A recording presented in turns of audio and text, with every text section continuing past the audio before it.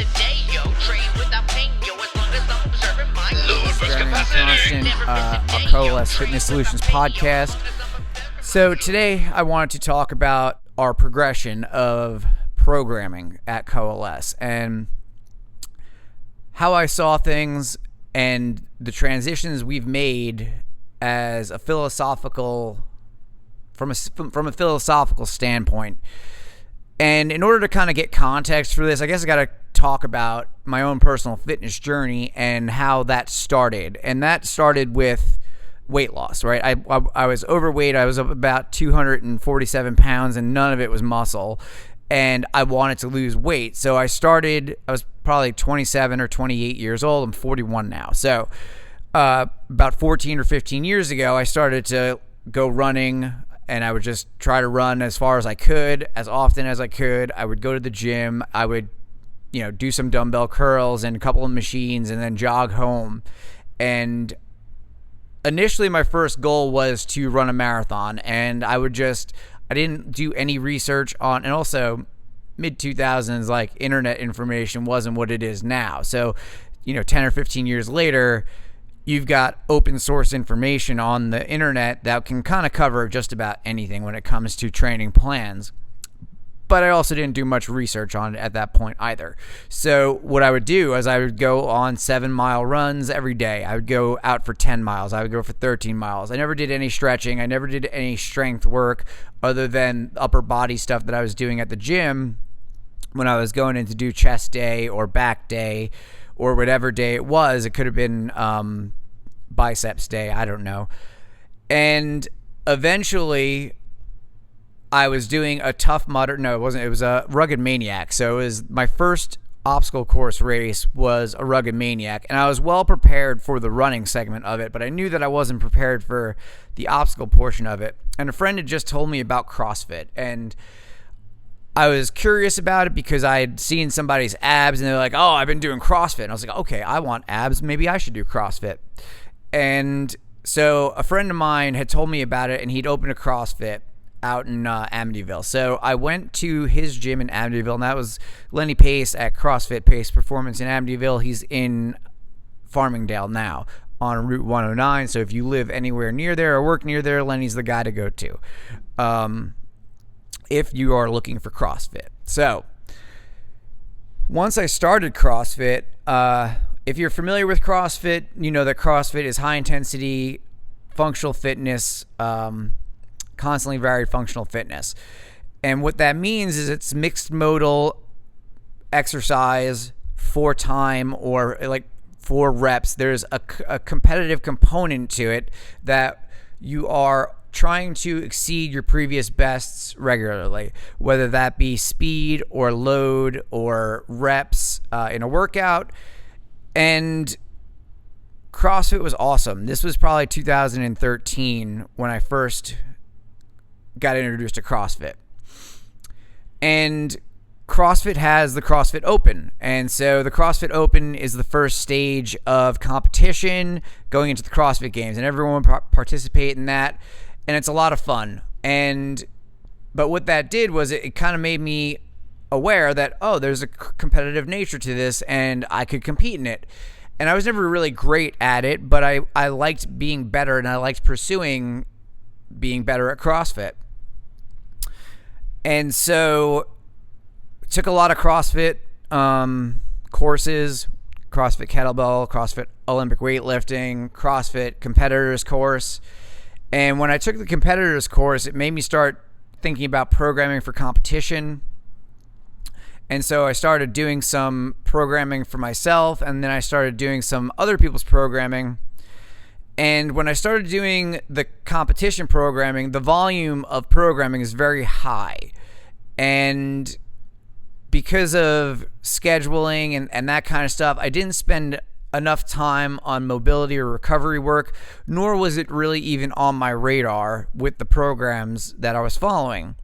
And I had done CrossFit main site, which is CrossFit.com, which is really the only real pure version of CrossFit based on what CrossFit prescribes for programming. 3 days on, 1 day off, mixed modal, combination of gymnastics, monostructural, and weightlifting, an exclusive weightlifting day, an exclusive monostructural day.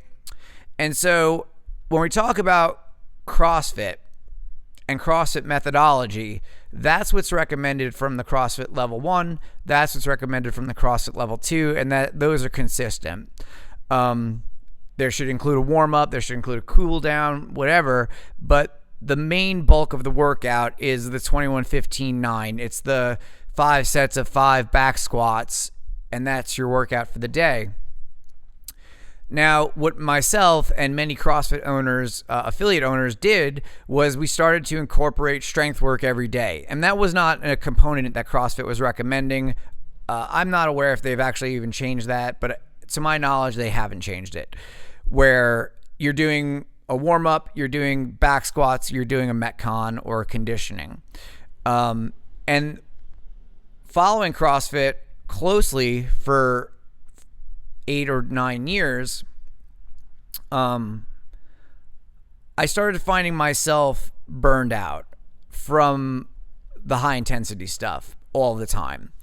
And I would get hurt regularly. And eventually I had... I was doing that competition programming, and I did a workout called Randy. And during Randy, it's 75 power snatches for time at 75 pounds. It's a hero workout. And I finished the workout in under 4 minutes, which is pretty good. Like that's a pretty competitive score. To the detriment of the next day, in a beginner's class, demonstrating a goblet squat with what at the time was a light kettlebell. And as I sat to the bottom of my squat, I felt a pop in my lower back, and immediately I had to nearly crawl out of the gym and sit down on the curb out back. And one of the coaches at the time, Lauren, took me to my chiropractor, which was her brother at the time. And he did some adjustments and stretched me out a little bit and got it to the point where I could walk, but my lower back was still in excruciating pain, and my left leg had gone pretty much numb. And that was about 4 years ago, and I still have numbness in part of my foot from that injury. That never went away. And so in order for me to train again, I had to dial everything back and start from the beginning. I had to start with the basics and go through movement. And following that injury, I never approached CrossFit the same again, which also led me to start looking at things that were similar to CrossFit, but not quite the same intensity, not quite the same goals. But prior to that, it started making me look at what was going on around me in our gym and in other gyms locally and whatever I observed. And myself and many of my colleagues, other gym owners that I talked to, other coaches that I talked to, observed that there's a high rate of injury, of generally overuse injury in that particular training modality. Now, you go into any training modality and there's going to be injuries. There's going to be overuse injuries in powerlifting. There's going to be overuse injuries in gymnastics. There's going to be overuse injuries in baseball because of the nature of repetitive motions. It's not to say that CrossFit is inherently more dangerous than any other training modality or any other sport, because it's not. It's probably equal or safer than some of them based on the nature of some variation in movement. Whereas when we're doing something like powerlifting or even baseball or any throwing sport, it's all so dominant on one side or the other that you're seeing overuse injuries from the dominant side kind of stuff. So compensation patterns get created and injuries occur. And that happens in CrossFit, that happens in baseball, that happens in any sport that you're playing, it happens in any training modality. So it's not to say that CrossFit is inherently more dangerous than anything else. It's not. But that was the overuse. That was the area that I was doing it in. And so that was the place I experienced the injury in. However, I love the intensity that CrossFit taught me. I love the type of conditioning I learned from CrossFit. I once loved the community of CrossFit, but I don't typically anymore. People change, I change, things change. CrossFit changed. I lost interest in CrossFit when they moved the Open from February to October. I don't know why exactly that bothered me so much, but it did. And from that moment forward, I really just started going like, okay, this is not what it was when I fell in love with it. And that's not to say that I don't want to do CrossFit competitions, because I do. They're fun. It's not to say that I wouldn't tell someone that CrossFit is a great training program and it's probably the right fit for them based on who they are. It's not the primary thing that I'm looking at as a coach or as an athlete anymore. Now, when those injuries started happening to me and I started looking around at our gym and other gyms, I started wanting to prevent those injuries. And so the first thing that we did was we incorporated the level method. And the level method gave us a process to assess athletes based on their strength and skills and make appropriate modifications, but we were still doing CrossFit, pure CrossFit, where high intensity, long workouts, heavy weights, but those weights were going to be more modified to the ability levels based on the assessments. One of the things that was detrimental then was the RX, meaning the as prescribed, that came along with the CrossFit culture. And so a workout as prescribed could be 30 clean and jerks for time. Males do it at 135 pounds and females perform it at 95 pounds. And there's a big allure to doing a workout RX or as prescribed. And what I believed about the RX at the time was, okay, well, CrossFit says that RX is this, so this is what it is. And we would try to make modifications based on testing. But there's an inherent pushback from an athlete or a member when they want to do things at the RX or at a competitive level, because there's this belief that they should be able to do that and be able to get a score. And what I believe happens in those times is that now you don't have the adequate stability in your shoulders, hips, legs, or back. And the assessment protocols that we were using at that time were all based on performance. The range of motions that we look for the type of movements that are used in CrossFit, we hadn't been using that kind of movement screening yet. All the screenings that we were doing when we were using level method, there was a flexibility screening, but that's not the type of screening that we now use. And it didn't tell us enough about what movement modifications needed to be made for people in particular. So the level method helped to take CrossFit workouts and give a spectrum of people appropriate modifications for intensity levels. As I started to want to solve bigger issues and be able to completely either avoid overuse injuries or help people get past them, I started looking more into corrective action work. And when I first started training, I'd started with the NASM personal training certification, and that was my first certification that I got after CrossFit Level 1. And so I started looking back into the stuff that I learned then, and there was a progression that went through stability and then into strength. I don't remember the exact progression, but there were several steps to it.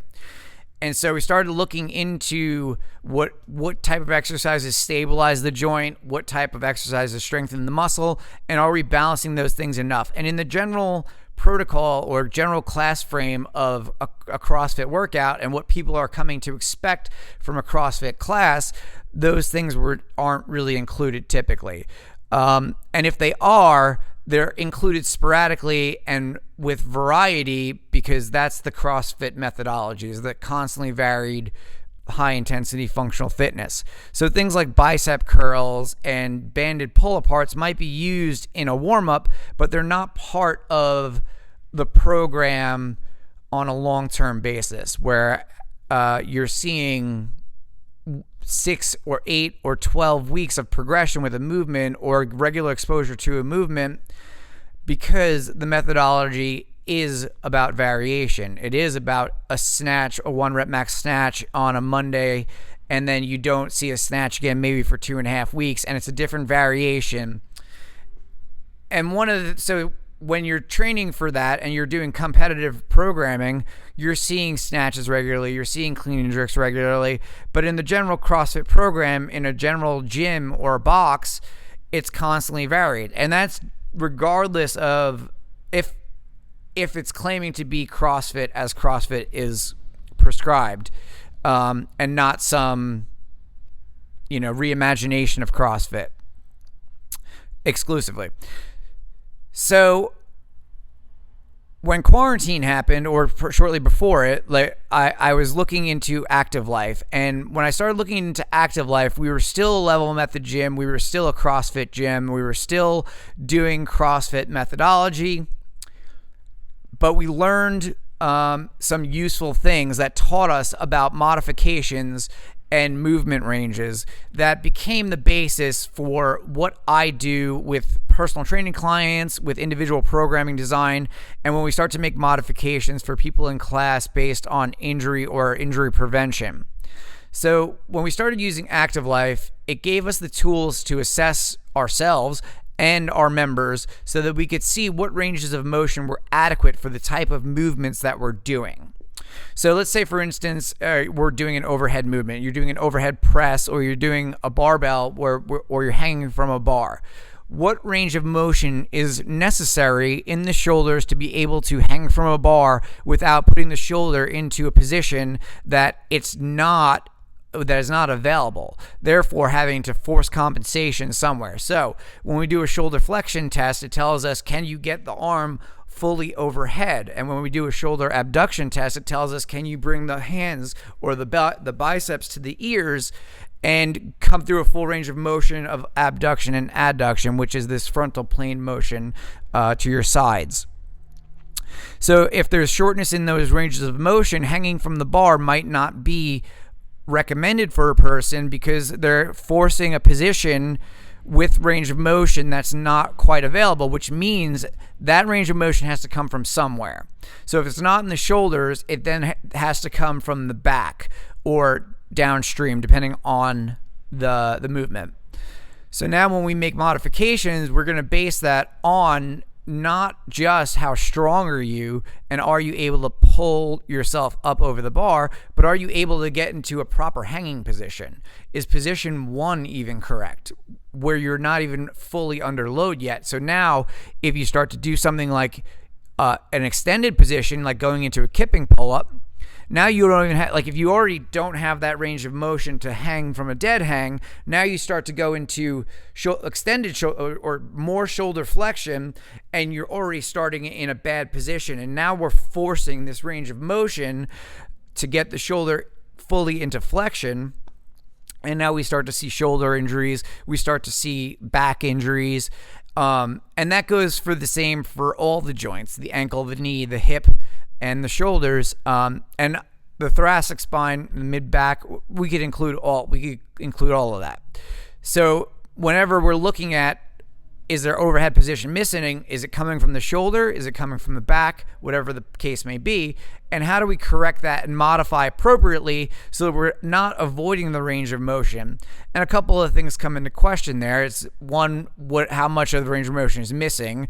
Is there already pain? Is it already symptomatic?